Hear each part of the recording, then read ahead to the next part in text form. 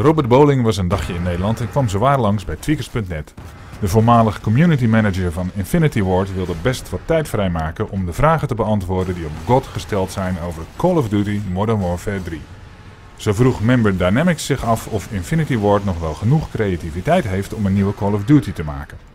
Well, you know, every game you make that decision. Every game you look at, okay, here's what we want to add. Here's the feature set we want. And now let's build up the engine. Let's keep doing. And then that decision that you make directly impacts how much work is going into the tech side. With Modern Warfare 3, our big focus was, okay, one of the big things in Modern Warfare 3 from a story standpoint is we're now going into the heart of these major, dense urban environments. That's going to require the size and scope and length of the levels that you're playing to be much bigger than we've ever done in a Call of Duty before. So that requires a lot of tech on the back end and upgrading streaming, upgrading everything that we do that allows us to maintain that high fidelity in graphics, visuals, and audio, maintain that 60 frames per second frame rate, because that is key to the Call of Duty experience of being very fast-paced, very, very cinematic.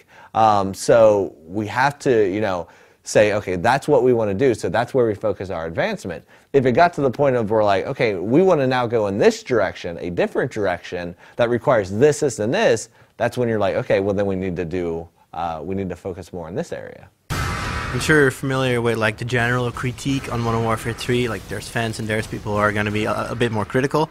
They claim like new engines overdue, graphics are less pretty than the other shooter out there, and it basically looks the same like last Modern Warfare games. What would you say in response to those critics?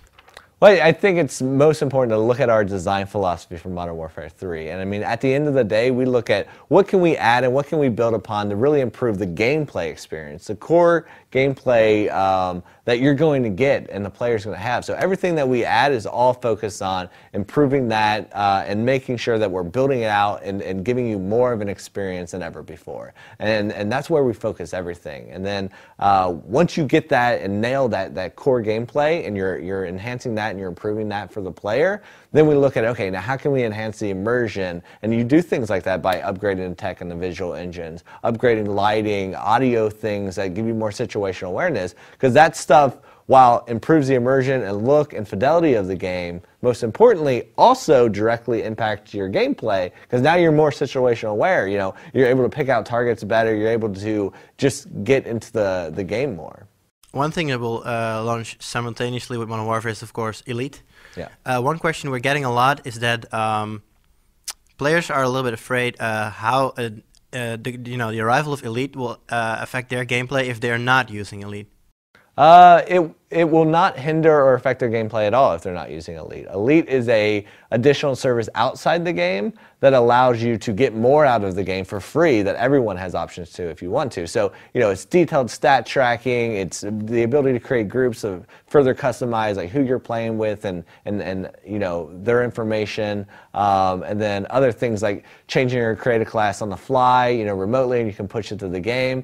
But it is in no way the ability to buy advantages in multiplayer or get advantages that the core player doesn't have. You don't have to ever sign up for Elite, and you're getting the full multiplayer experience that everyone else is having. One of the things that our members came up with is about objective-based game modes. They claim that there's too many people just focusing on their kill-death ratio and not actually focusing on the objectives, because for them it might be more beneficial to not go after a flag but stay in cover and get your KD up instead of actually scoring a point for your team. Is that something you're looking at and you would like to fix? Of course, whenever you're designing you know, multiplayer, you have to look at every audience that's there, and especially in objective game types, it's extremely important to us that we're allowing the objective player to be incentivized and rewarded for being an objective player. You still need, to some degree, the people who are going out and getting kills, but first and foremost, you need to be giving them the tools and the ability to be a better objective player and make sure you're rewarding that more so in an objective game type than you are the guy who is trying to play TDM. So yes, that is definitely something that we're aware of and we're looking at when designing. I can't go into detail in multiplayer on specifics about how we're doing that, but it's definitely something we're aware of. In objective modes, it's generally easier to predict spawn points for your enemy, so that's like a big reason that KD players want to play objective modes. Staying on that predictability a little bit, Would you say it would not benefit the game to let players decide for themselves where they want to spawn? Well, I mean that's a big design feature, you know, and whether that's how will that impact how the match plays out. I mean, we balance it a very specific way, but we look at, you know, how we can improve and advance and change how spawning works per game type each game. So, you know, I don't think that's a bad idea, but it really goes down to the details that I can't get into of like the specific modes. Obviously, Modern Warfare 3 is one of the biggest games out there, so you're bound to have a lot of speculation going on even before you announce anything. How do you feel about it? Like, do you look at it in any way, or does it not interest you?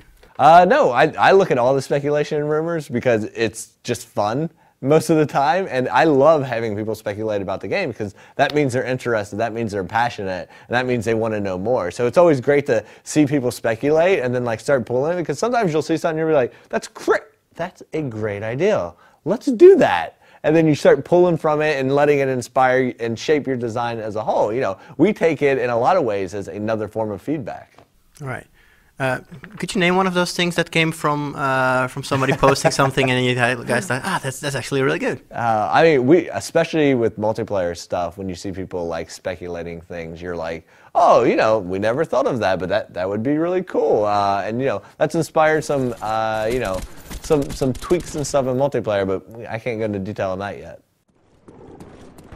Over the last Call of Duty games, we've seen at one point we saw first perks, kill streaks, stuff like that, and it's become bigger and you know, more of different of them in each installment.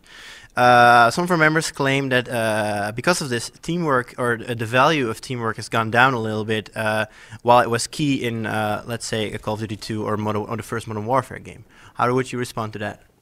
Well, from a design philosophy point of view, we're really looking at building up from that Call of Duty 4 base of, you know, how can we get back to that fast-paced, gun-on-gun, infantry-focused combat where it's more about you and your weapon and your loadout and how you're contributing to the game and the team, more so than relying on air support.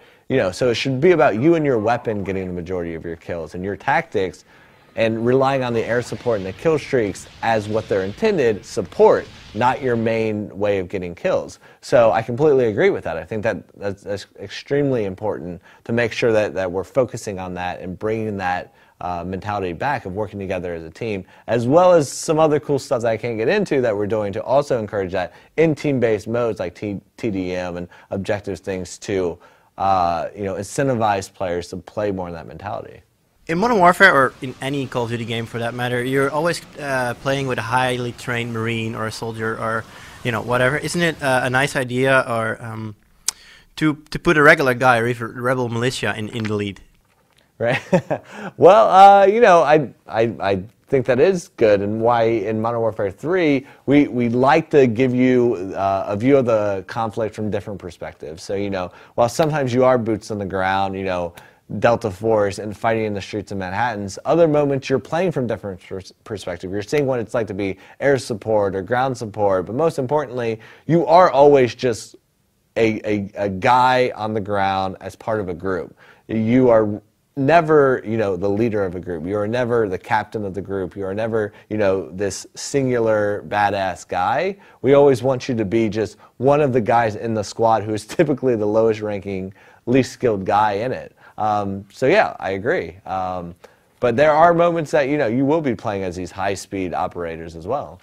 Well, obviously, since it's one of the biggest games, it's bound to be subject of piracy, of course. I know it's a touchy-feely subject right there. But if you look at other publishers, a lot of publishers right now are postponing PC versions until long after the console versions have shipped, in order to get like maximum sales and then release the risky PC version later. Is that something that you would do at any point in time? Well, I can't speak to what we do in the future, but I mean, that hasn't been a discussion for us now, and it hasn't been a discussion for Modern Warfare 3. I think, you know, piracy is something that happens, and you know, obviously everyone looks at how can you address it, but the philosophy that we try to take, and we're taking with Modern Warfare 3, is we don't want to punish or limit or hinder the, you know, the legitimate customer and fan of our game, and that's just not something we're interested in. Especially coming out of Modern Warfare 2, we learned a lot about what our PC audience wants and what they're looking for from a PC version of Call of Duty, and we're looking to incorporate as much of that feedback as we can, especially moving forward. Er werden zoveel vragen gesteld op het forum dat het onmogelijk was om die allemaal uitgebreid aan bod te laten komen. Dus legden we Bowling nog wat vragen voor waarop hij alleen ja of nee mocht antwoorden. Will we see Price again? I can't say. That's a spoiler. Will there be quickscoping? Yes, there's quickscoping in Modern Warfare 3. Will there be dedicated sniper lobbies? It's up to the player. We like to give player the ability to customize their experience. So yes. Yes. Will there be afterlife perks like Second Chance and Martyrdom? I can't say. Will there be more smaller maps like suitable for one-on-one play? Yes, definitely. Would you like to see Call of Duty return to the World War II setting at some point? I can't say. It's about you. Would you like? Right. Is the Ghost spin-off still alive? Never existed. Will Modern Warfare 3 recognize the player earlier stats from previous Modern Warfare games, and will it reward the player for that? Can't say. Will Modern Warfare 3 feature a way for players to report bugs, glitches, exploits, and cheaters? Yes, Elite will help with that a lot. Will we see any changes in the melee system? Yes.